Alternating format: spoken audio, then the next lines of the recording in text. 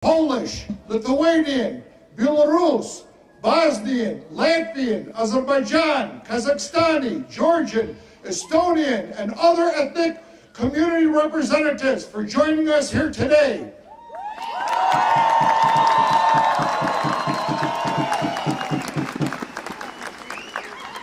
Last week, President Volodymyr Zelensky said that the future of European democracy is being decided now, here in Ukraine. I would add that the future of democracy and rule of law for the entire world is being decided now in Ukraine.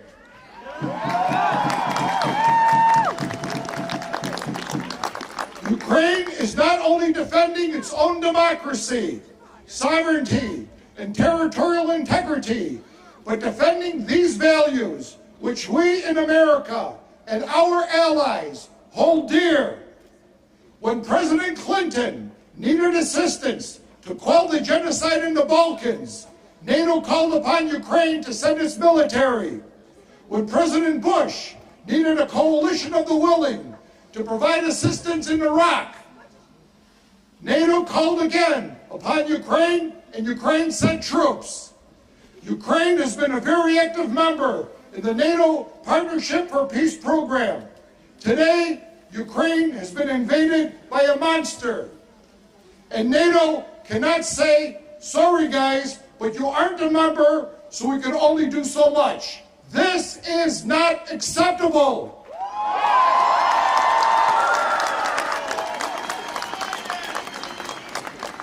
We Americans and our allies owe Ukraine a lot, and now we must pay up, even if we have to share some economic pain. Remember, every Ukrainian soldier's boots on the ground is one less American soldier there. Ukrainians will fight Putin's voluntary war of aggression. Ukrainians will resist the Russian invaders, but they cannot do it without our help. We appreciate the strong support of our Illinois congressional delegation as shown for Ukraine, and we appreciate that you, along with our other elected officials, are here with us on this day. We will begin our event with a prayer for peace. I now call upon Bishop Benedict, Bishop of the St. Nicholas Eparchy. A few days ago, we heard about this news, aggression, war to Ukraine. But it's not war with Ukraine and Russia. It's war with aggression and dignity, with Putin and all world. We don't have like Christianity weapon, but we have the very important weapon which we can use is our prayer. Let's together pray our Father. Our Father, who art in heaven, hallowed be your name. Thy kingdom come, thy will be done, on earth as it is in heaven. Give us this day our daily bread, and forgive us our trespasses, as we forgive those who trespass against us. And lead us not into temptation, but deliver us from evil. Amen.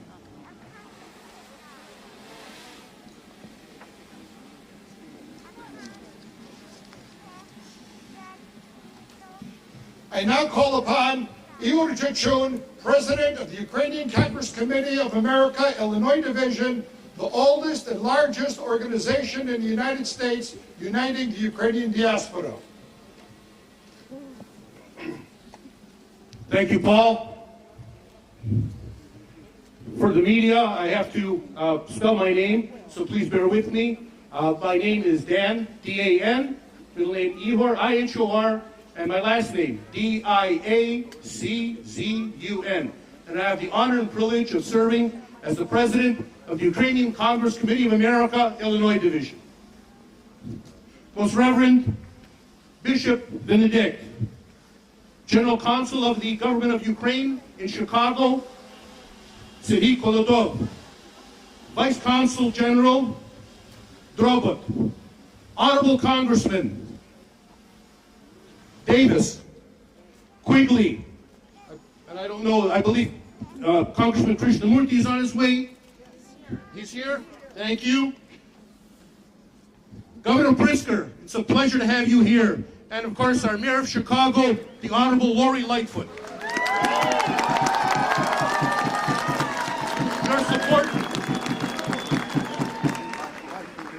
Your support today shows your true faith in the Ukrainian community of Chicago and Greater Chicago.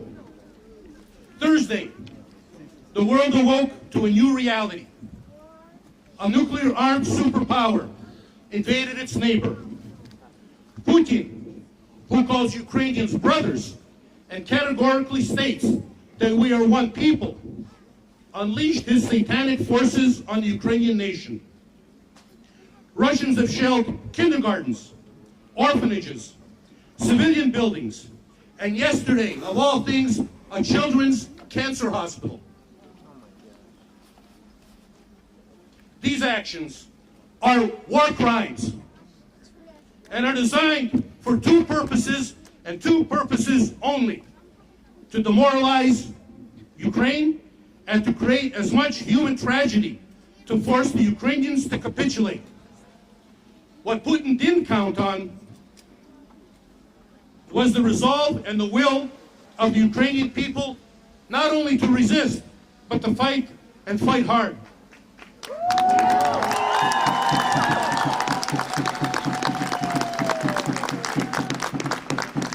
The armed forces of Ukraine have proved to be a formidable force and have repelled Russian invaders, and they have not been able to take a single major population center.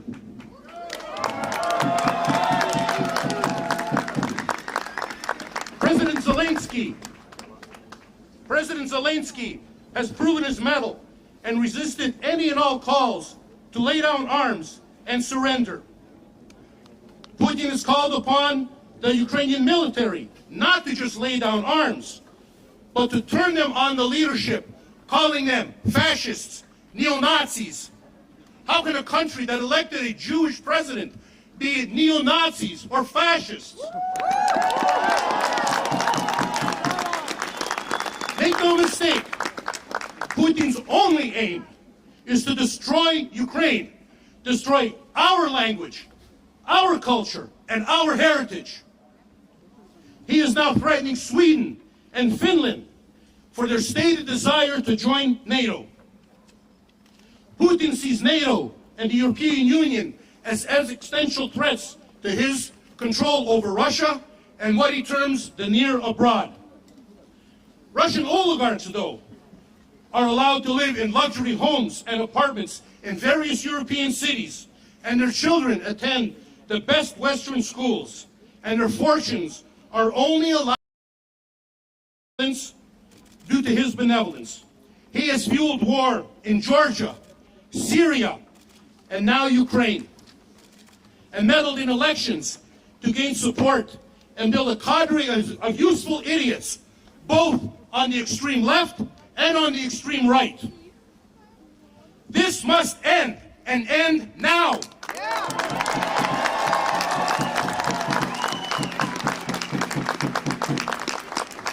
The Ukrainian diaspora across the free world calls upon the United States and every civilized country in the West to call Putin what he is, a war criminal.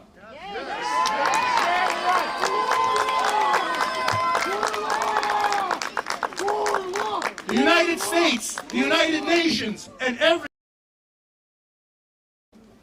has to declare Russia a terrorist state and remove all, not some, but all Russian banks from SWIFT.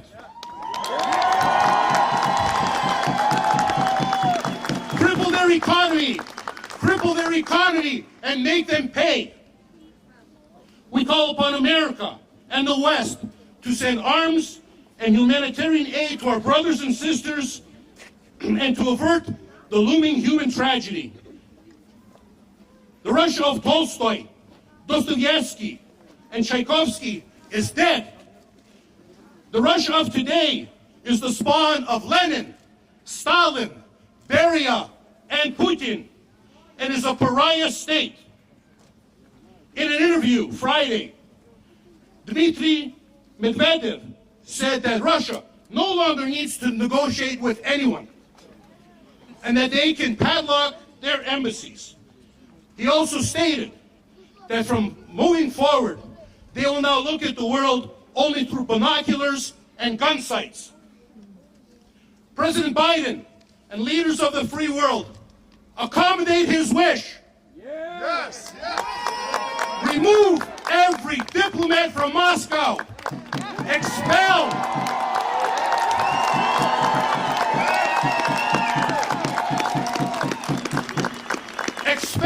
every Russian diplomat and every Russian FSB agent that masquerades as a diplomat or a journalist from the free world.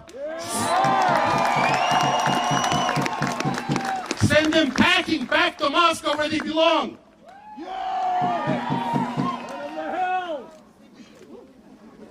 We'll even drive them there. Russia no longer believes in the rule of law and international order, but has reverted to the law of the jungle.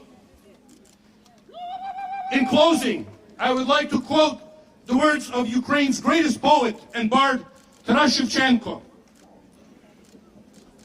Борітеся, поборете, вам Бог помагає.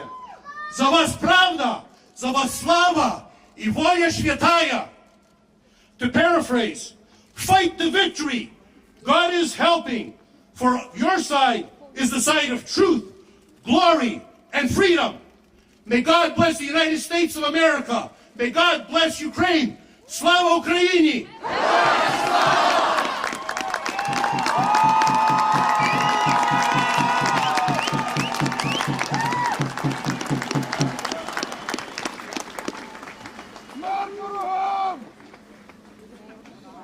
I now call upon the Consul General of Ukraine in Chicago, Mr. Serhiy Kolydov.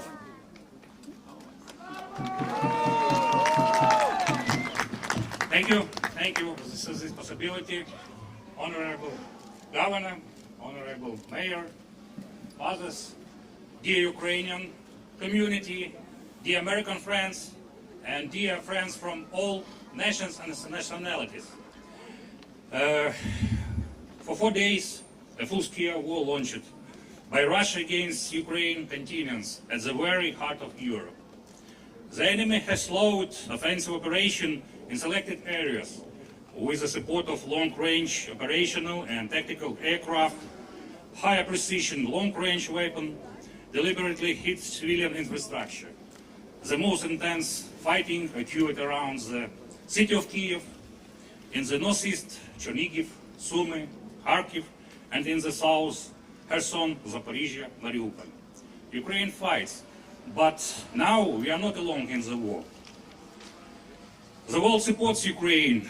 The international coalition in defense of Ukraine and the peace continues to grow. As now, there are 73 countries and 9 international organizations support us.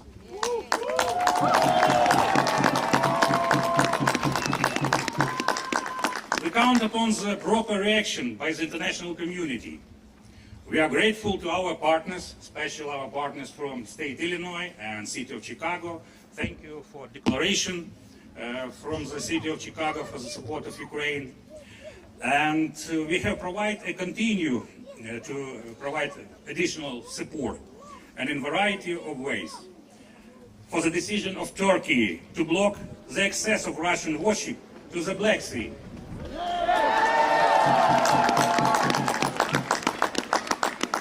For introducing the ban of Russian air vessels in airspace. For arms, military equipment and ammunition sent over to us for our partners. For the humanitarian support and refugee camps provided to the citizens of Ukraine in Poland, Hungary, Slovakia, Romania, Moldova. For fuel supplies, Azerbaijan Sakar.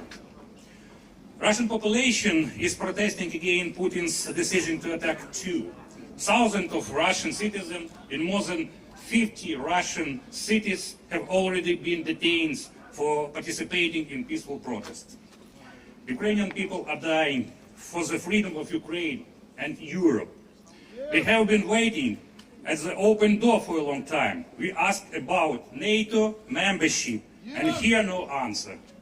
We now need international legal guarantee of security, a clear European perspective, coupled with a swift and effective actions. We believe that we, Ukrainians, have now earned our right to be the part of the European Union.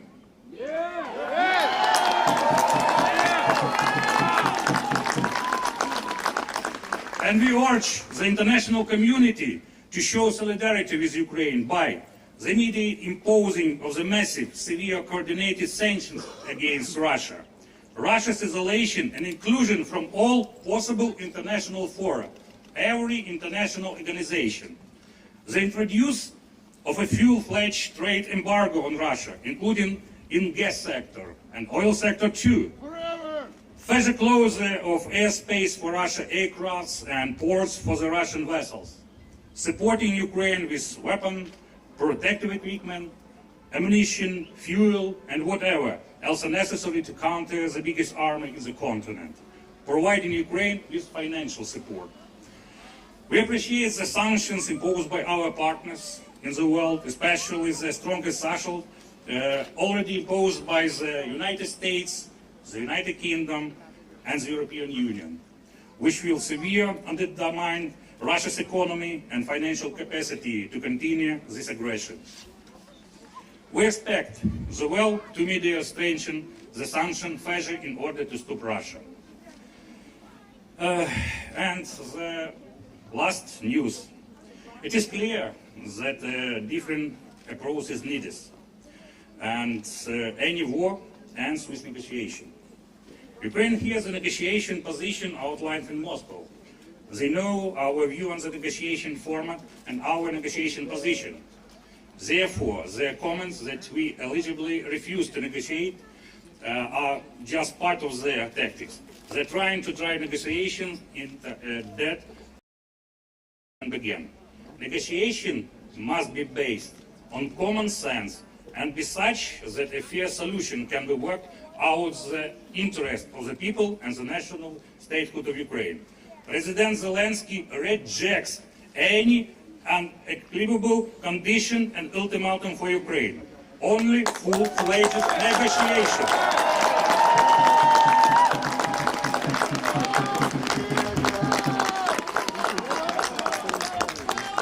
The weight of Europe is being determined now in Ukraine.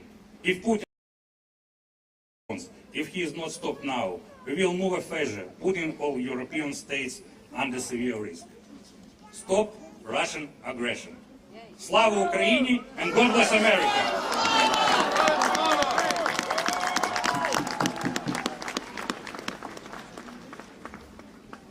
President Trump will negotiate the end to the war. Щоб вони вас чули в Вашингтоні. USA, help Ukraine! USA, help Ukraine! USA, help Ukraine! USA, help Ukraine! USA, help Ukraine! USA, help Ukraine! USA, help Ukraine! USA, help Ukraine! USA, help Ukraine! USA, help Ukraine! USA, help Ukraine! I would now like to ask Congressman Danny Davis from the 7th District to please come forward. He has been a stalwart friend of Ukraine for a long time, and we're very honored to have him here. Congressman Davis, please. Thank you very much. You know, I am proud to know that I represent what is known as Ukrainian Village in the city of Chicago. It is a great honor and a great privilege.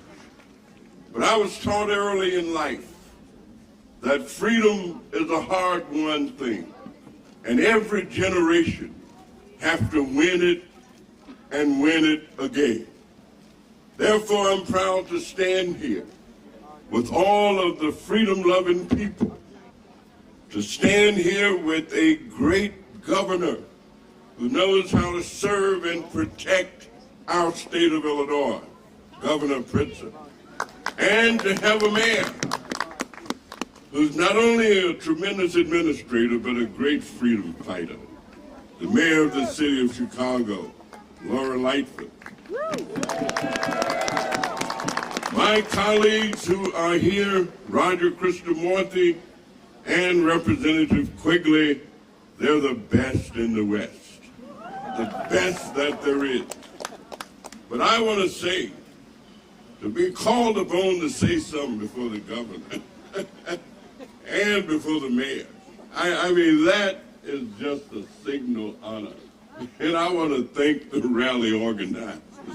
I mean, that makes me feel like I'm the king of the hill, the top of the crop.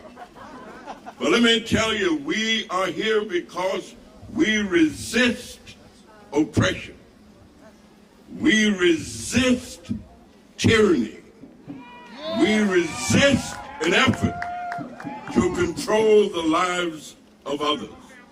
And so we simply stand to say that, yes, America does, in fact, support Ukraine. And I want to say to all of my Ukrainian brothers and sisters that we recognize it's Ukraine today, but it will be the United States tomorrow. Yes! It will be someone else the next day. I studied Russian history, and I can tell you Putin follows a path and a trend. And he knows all about Lenin, he knows about Stalin, he knows about Khrushchev, but we know about freedom and democracy, and we will keep it. Thank you very much.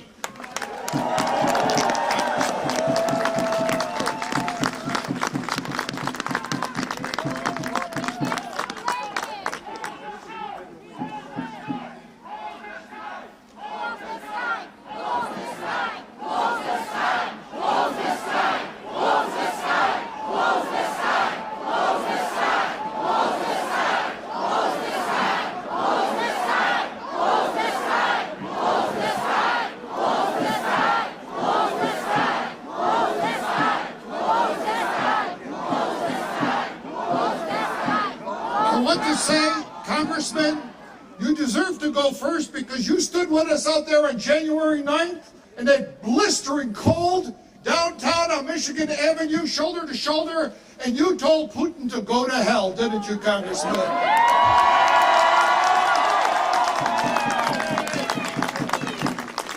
We've got long memories. And whatever you do, you don't mess with the Ukrainians, as the Russians have found out. I now would like to invite a young lady from our community, Tanya Fedak. Please step forward.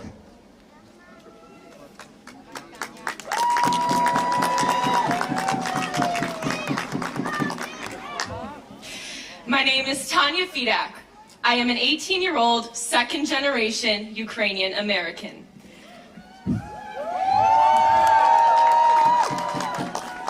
While many view my age as a weakness, interpreting my lack of experience as incredibility, I view it as a strength. It is my peers and I's responsibility to care for our planet, to nurture future generations, and create an environment where none should have to fear for their lives or those of their families. I am honored to be speaking here today because although I am young, that does not mean I am affected any less.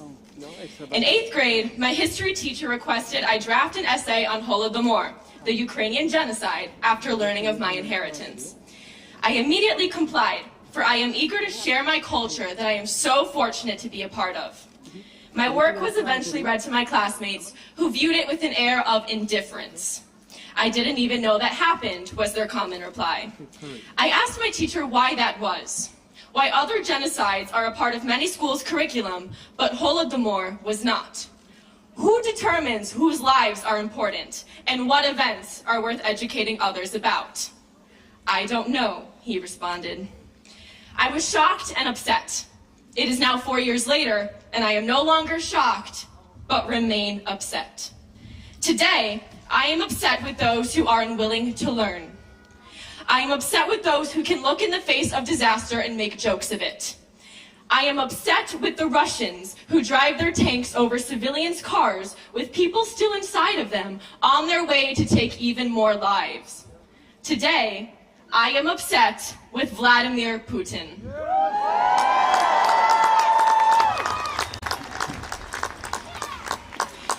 Genocides are tragic events that deserve to be taught so that the lives of those taken need not be taken once more.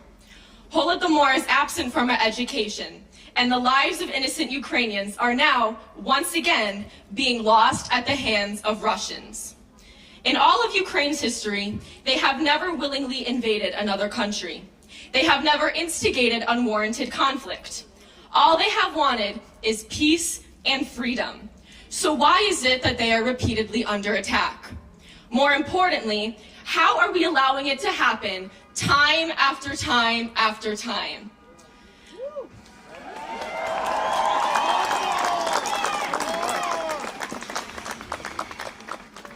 I may remain unaware of the specific processes and protocols our government is expected to follow when a conflict such as the war on Ukraine occurs. But I do know that now is not the time for empty words and empty promises. We need help now. The Empire State Building glows blue and yellow as an act of solidarity. The Eiffel Tower, Colosseum, and London's Foreign Office building have proceeded to do the same. While I and every Ukrainian appreciate the support that the world has shown our country in such a dark time, projecting a flag does not change the fact that Ukrainian lives are being taken as we speak due to Putin's power-hungry mission.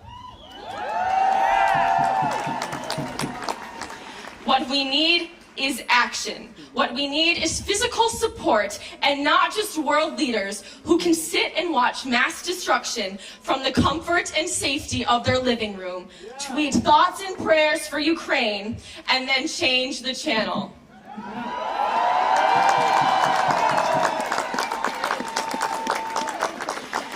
What we are doing now is not enough. We have already begun isolating Russia economically, cutting them out of the SWIFT banking network. But it may take up to 30 days for Russia to feel these effects. Within 4 days, hundreds of Ukrainians have been killed. We do not have 30 more days to wait.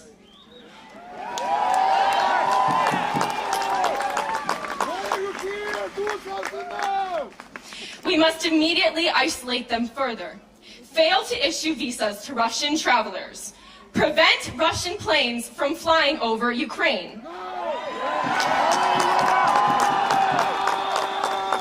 refuse to buy Russian products, and abolish any trade agreements that are currently standing.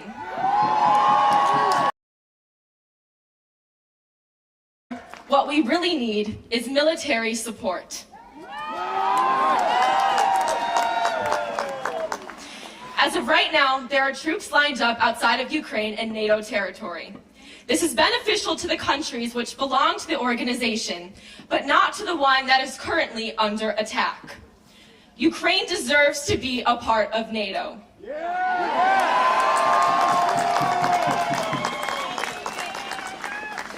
We have paid and continue to pay the price for NATO exclusion.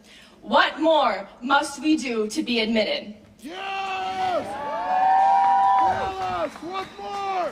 The Ukrainian army alone can only stand for so long when put up against Russian forces. The great resilience the Ukrainian army has shown reminds me how proud I am to be Ukrainian.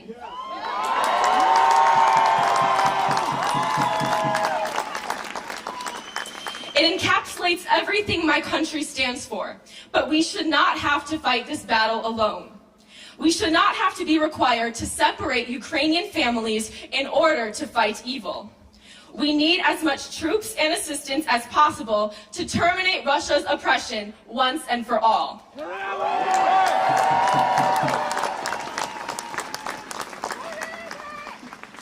Who determines whose lives are important? Not Putin! Others! Others! Who determines what events are worth educating others about? The answer is us. Every individual standing before me and every individual who has advocated for Ukraine. The people of the present are the writers of the past. That is why we are here today. I thank all of those who have shown up here today. I thank all of the representatives, and I thank all of the brave Russians who have risked their safety in their home country to protest the war, caring for Ukrainians.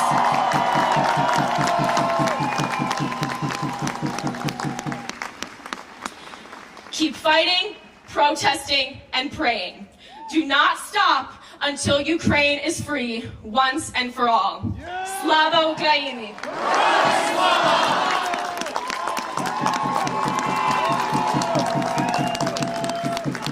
Thank you, Tanya.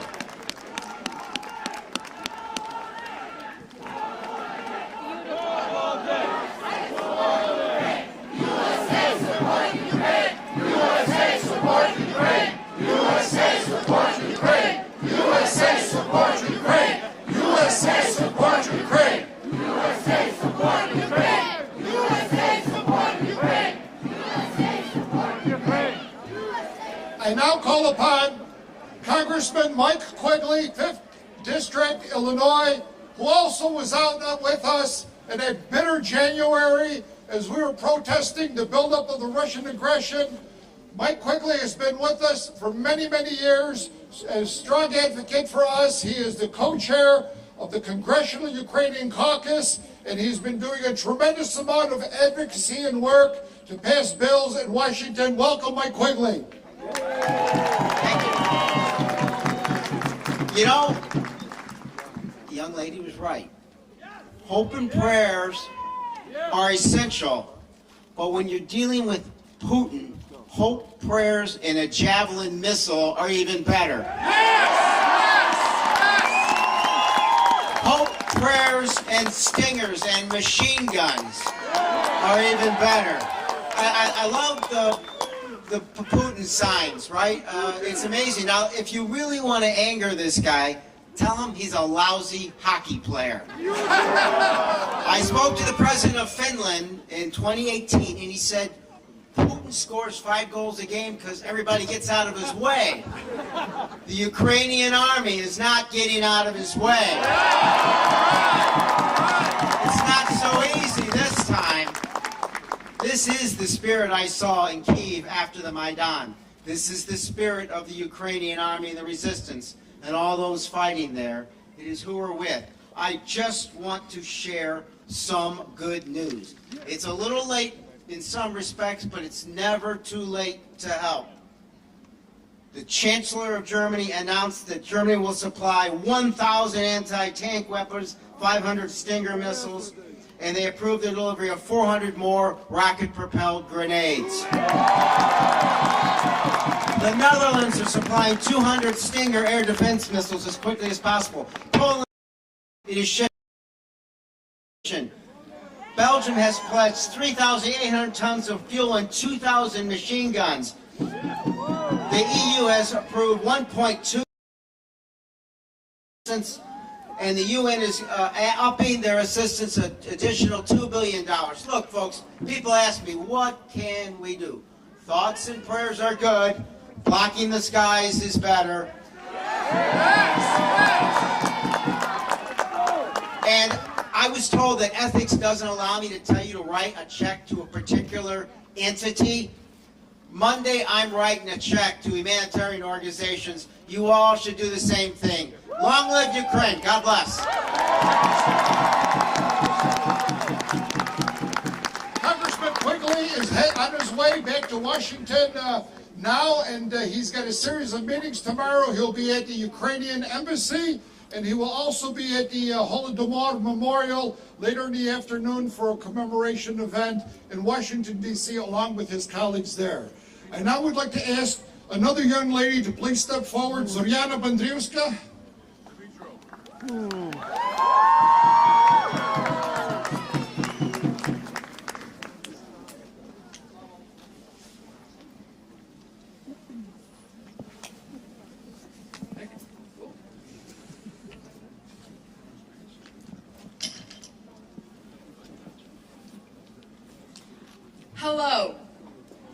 In 2018, my sister was a camp counselor in Ukraine for children who have either been displaced or orphans due to the war that began in 2014.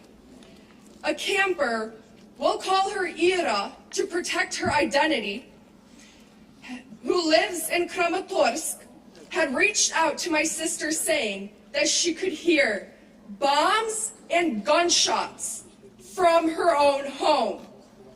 I have been keeping in contact with her every day since the invasion, and she has been updating me. I just pray that there is never a day when she stops responding to my texts. I don't know if she will ever be safe, but I do know that she is not the only child who feels a constant fear in her own home. These words go out to every Ukrainian child who fears if they will survive till tomorrow. This is not the first time that Russia has tried to eradicate Ukraine. But it's never happened, and it will never happen, because we are all here to protest for our beautiful country. My heart beats for Ukraine, and I stand with Ukraine. NATO, we need your help. Slava Ukraini!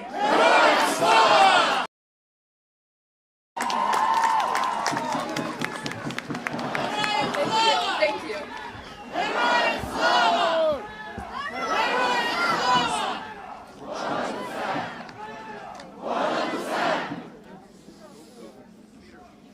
I now ask Congressman Raja Krishnamurti, 8th District, please come forward.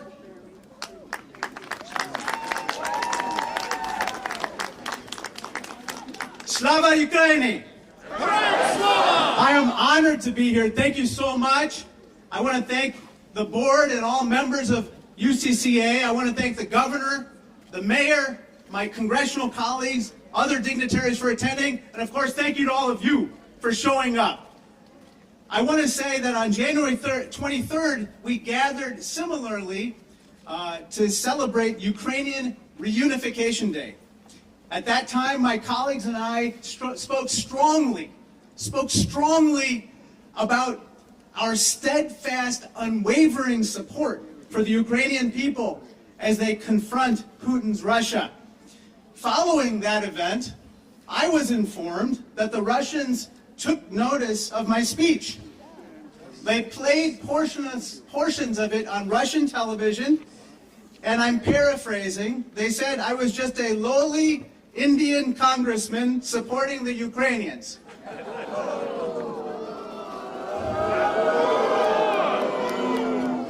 I'm glad that the Russians took note of my remarks, but they got a couple things wrong.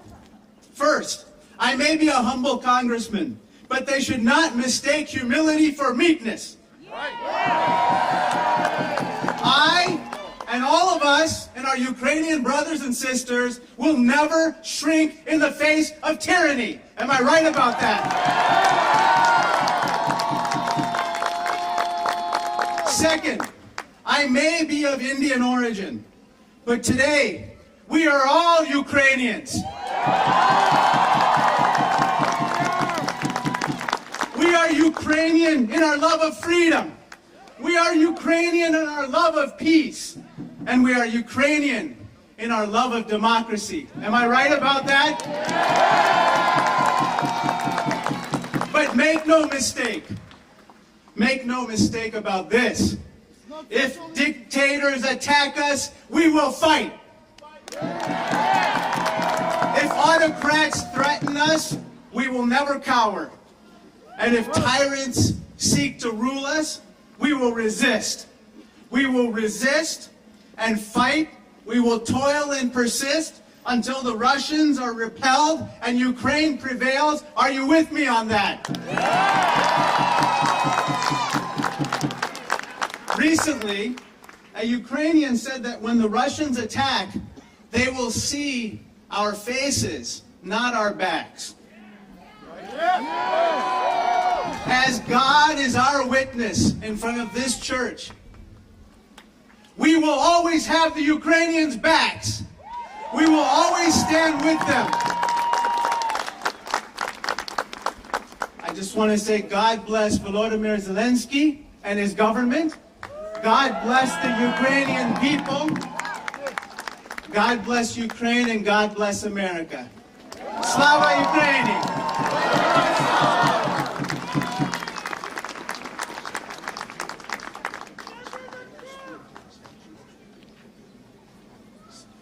Thank you so much, Congressman. After your last speech back in January, Vladimir Putin just about jumped out of his skin.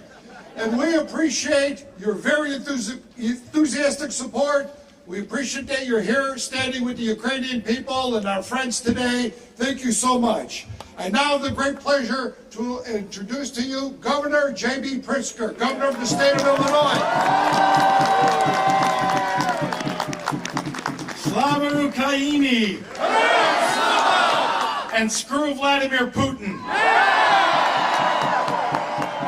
Well, good afternoon, everyone. Thank you to the Ukrainian Congress Committee of America for organizing this protest. Thank all of you for joining us. I want to recognize the extraordinary bravery and resilience of the Ukrainian people. They inspire us and the world, and Illinois is taking a stand against the bloodthirsty Russian invasion of the sovereign nation of Ukraine. I want to ask you, though, for a brief moment of silence to honor the more than 100 Ukrainians who have been killed in the Russian invasion so far, and to pray for the men, women, and children who continue to stand in resistance.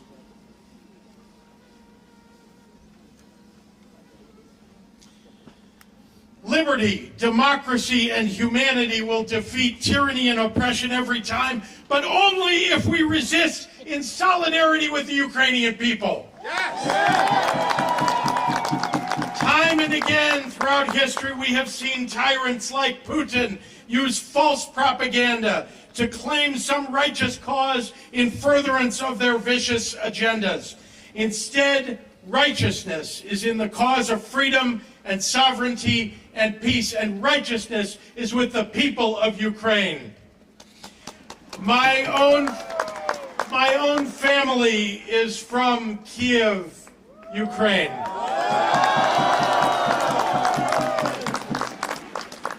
But whether you come from Ukraine, your family has descendants from Ukraine, or your family is from anywhere else in the world, today we stand in solidarity against Russian aggression. Today we stand in resolve against tyranny. Today we stand for democracy. And today we stand united for peace and freedom for Ukraine. To the heroes of Ukraine, Illinois is with you. Thank you. Thank you so much, Governor.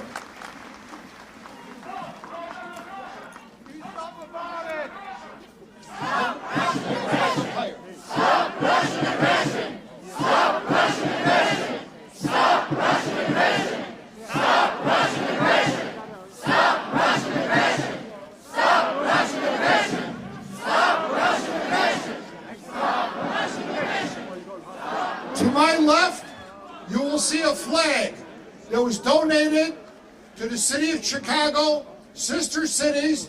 Chicago and Kiev are sister cities, and this is a flag of the city of Kiev. And now I have the distinct honor of introducing the mayor of the sister city of Kiev, the mayor of Chicago, Lori Lightfoot.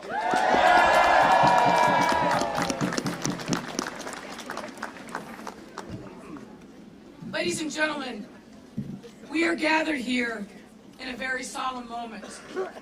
I, like you, had been heartsick when we learned the news late at night our time that the Russians had, in fact, carried through with their weeks-long threat to invade the peaceful, democratic nation of Ukraine.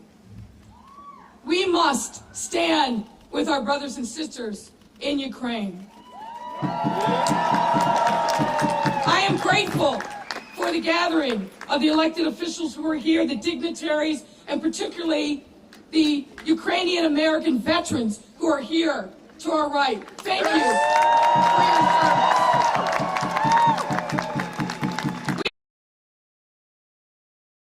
With Chicago's Ukrainian community and this country of Ukraine.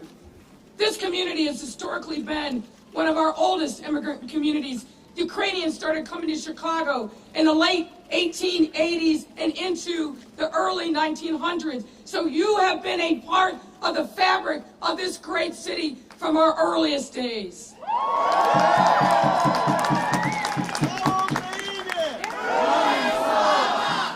We stand united against the continued bombardment of Ukrainian cities and send our prayers to those who are sheltering in their homeland because of the murderous actions of Vladimir Putin.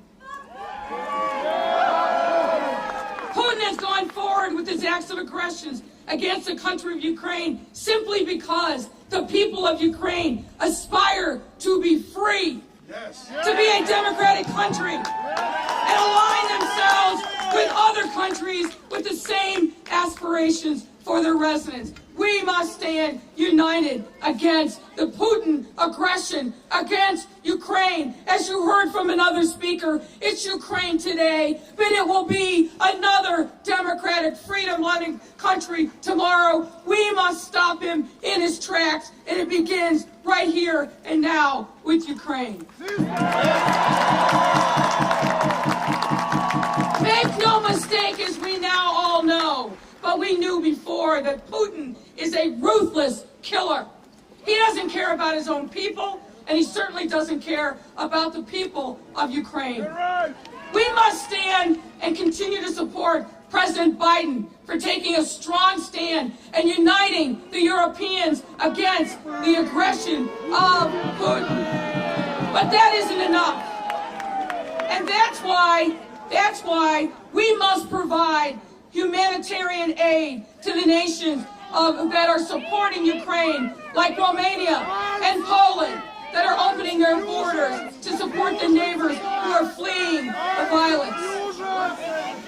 You heard earlier from the Council General a long list of things that must be done immediately to support Ukrainians. Let me add to that list. We must urge our federal immigration authorities to provide temporary protective status for Ukrainians who may be in Chicago, and to open up our borders to Ukrainians who want to come here for freedom. Open the borders so that they may be free.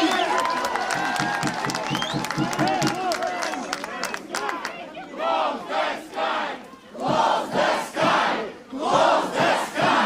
Close the sky! Close the sky! Close the sky! Close the sky! We must also permanently punish Putin and his cronies so that they may never again dare attack another freedom-loving country like Ukraine. Kiev is our sister city, and we stand united with them. We must also say a prayer for the brave common Russians who are standing up in cities all across that country to brutal attacks because they dare raise their voice in opposition to Putin. We must say a prayer and support those Russians as well.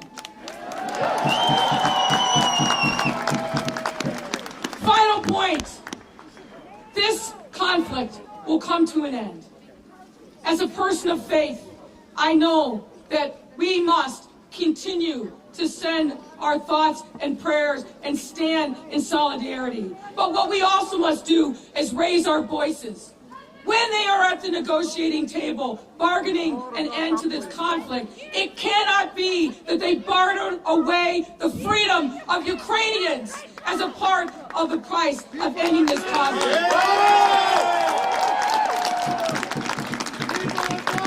The only thing that should be on the table is when Vladimir Putin appears in front of a tribunal for his war crimes.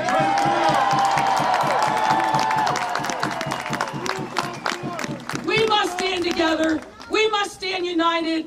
And we have to continue to raise our voices and not be silent in the face of this tyranny, this murderous operation by Putin. We have to continue to fight and provide weapons and humanitarian aid to our brothers and sisters in Ukraine. Freedom for Ukraine forever.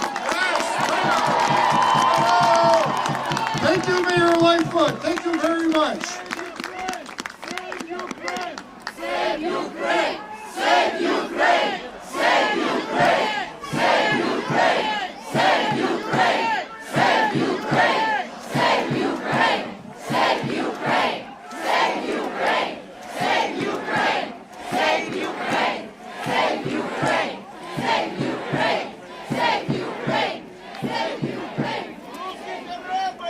I now would like to ask another young lady to step forward. Lana Gray is of Lithuanian and Ukrainian heritage. Lana?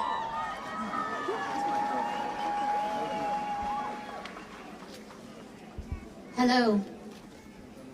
To know the truth, one must face it without the filter of one's beliefs or per se dogmas, however respectable they may be. Putin has decided to try and rewrite history through not only lying to his own people, but to the world. A dictator who, if anyone goes and stands up against him, he either poisons, kills, exiles, and this is exactly what he is doing now.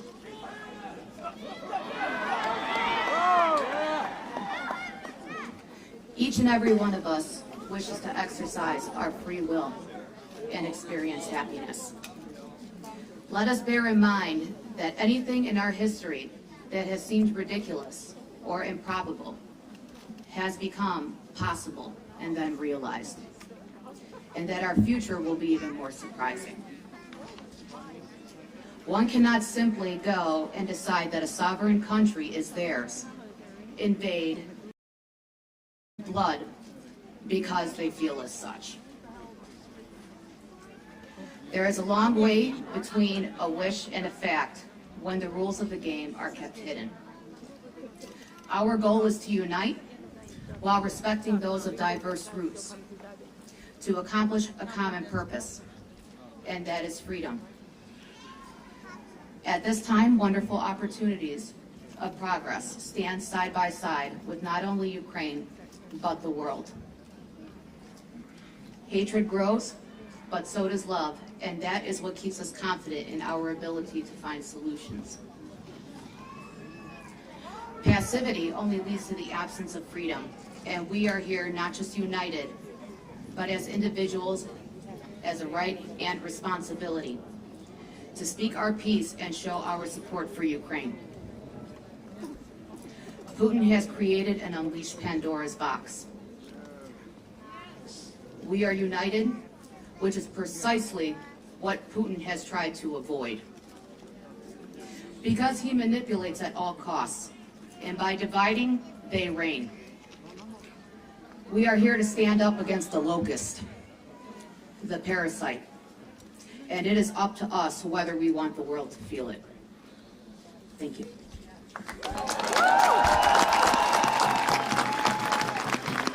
Thank you so much, Lana. And I want to call forward someone, great friend of the Ukrainian community, someone who represents over 10 million people in America of Polish descent, our very dear friend, President of the Polish-American Congress, Frank Spula. Thank you, Paul. Good morning or good afternoon, ladies and gentlemen. You know, I'm looking at everyone here and I'm thinking, what brings everyone here this afternoon? And you know what it is? It's loyalty, it's commitment to your country, and it's for freedom that you're all here for. Yes. And we stand united. You know, when I'm thinking about what Pablo said, I remember that day in January, how we were freezing. And I was amazed to see the number of people that were there as well. The wind was blowing tremendously. didn't know how to hold our hands, and we didn't have our speeches prepared. Where are we going to talk? It's the wind is blowing, but nonetheless, the message was there, and we're here together in unity, in solidarity. We've heard the remarks of the former speakers. They basically said one thing, that we need to be united, and we are united. As president of the Polish-American Congress, I am very proud to be here with you. Do you know why? Because our histories are very similar, very, very similar. Poland was under attack for many, many years, and same as Ukraine, we're neighbors. Today, Poland opens its doors to you, and the Polish-American Congress is behind you as well.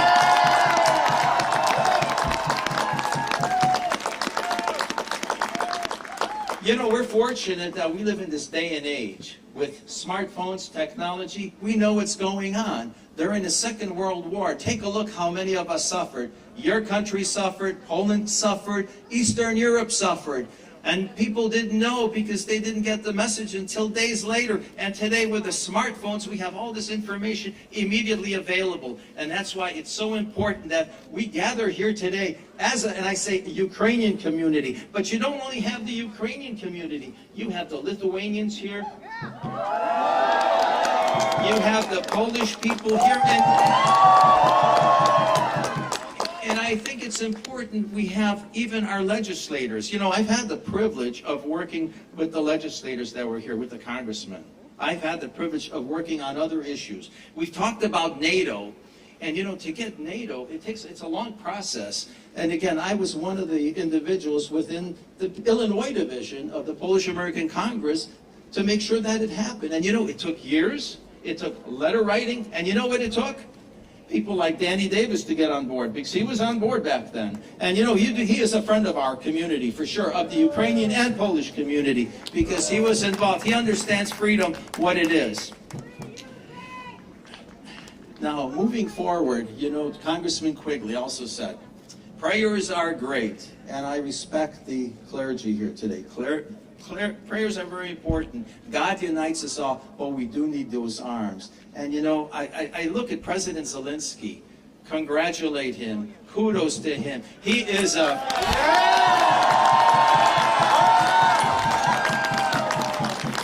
walks his talk. He actually walks his talk. He's not hiding, he's there. He's telling people not to give up. That's a true leader, a captain of the ship, the last one to go down. You know, in closing, ladies and gentlemen, I want to say that our community, the Polish-American community, Poland, and I think a lot of other countries are all with you, because we see what this criminal has done. And he is a criminal, to say the least. I see these signs that are here, and you know, they're all apropos. They all fit. Every one of them fits the cause. You know, Putin is a war criminal. He's stinky, or whatever it says. I don't see that far. Virus, okay. Guys, it's all the same. The meaning is all the same. In closing, once again, I really thank you as Ukrainians, as Lithuanians, as Poles, as Greeks, whoever is involved in this cause of United We Stand, because in unity there is power and strength.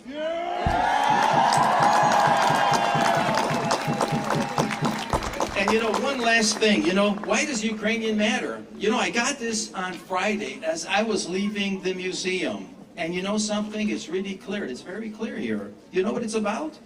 It's about money. It's about the resources that you have. It's not only about getting your Russian to obtain the property back. It's about the resources that your country has, and you're very rich, and you can be proud of that. So keep on fighting. That's all I can tell you. Keep on fighting.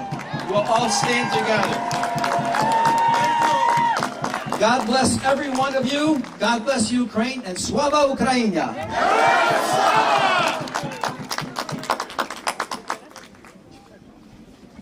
As we all know, Ukraine unfortunately has a very bad neighbor. But Ukraine is also very blessed to have such a good neighbor like Poland right now. The Polish government was the very first to recognize Ukraine, renewal of independence back in 1991, and we're very fortunate to have such a leader of the Polish-American community as Frank Spula. Thank you very much.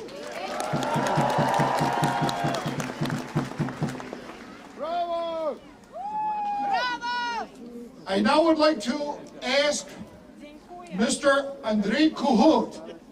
He's Director of the National Archives of the State Security Service of Ukraine, SBU Archivi, Director of Kyiv. He's here on a Fulbright, and he was recently doing a lecture and other obligations at Northwestern University, has an opportunity to address us today. Слава Україні!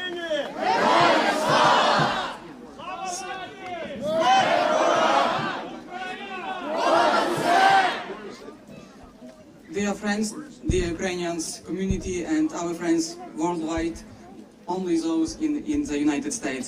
Today I had to give a lecture in Ukrainian Institute of Modern Art about KGB archives. What KGB archives is, how we open access to everyone in Ukraine to KGB archives, and why it's very important to our present day and our future. Unfortunately, today we have another event, much more important. Of course, it's a very bitter time for us, but from other hand, it's possibility to try to answer to our historical lesson and finally win in Ukraine, finally create those Ukraine what we dreamed about a long time ago. Russia war against Ukraine, it's like a war of past against future. And of course, war from totalitarian empire against democracy, about modern day democracy. And from this point of view, I believe that we are won. We are win. Today, unfortunately, Russian troops killed 18 children. They say that they fight against only military infrastructure. But, it's like everything, every time Russia government, it is lie. But they lie not only about Ukraine, that they destroy civilians' housing, they destroy civilian infrastructure, they killed peaceful people.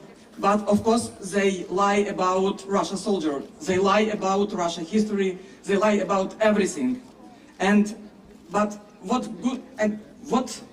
very important to us, maybe yesterday, Ministry of Defense of Russia Federation says that no one Russia soldier was killed.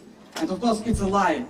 What we must understand today, and what is very important to our future win, that in 3 days of invasion to Ukraine, Russian forces lost 1/3 of the Soviet Union's defeats in Afghanistan during 10 years. So our development not so bad, army fighting very good, and our next step, of course, it's thanks to our army, border guards, territorial defense, national guards, police, special operation forces, security service of Ukraine, and other units, military units what now struggle in Ukraine.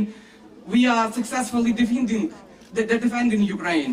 And of course, the next step is liberation of the south of Donetsk and Luhansk region, liberation of Crimea. But moreover, of course, it's a struggle not only for Ukraine, not only for Ukrainian citizens, but also for those folks what today under Russia Empire occupation, about Tatars, Chechens, Dagestans, Bashkirs, and so on. And also we must understand that today, unfortunately, Belarus also under Russia occupation.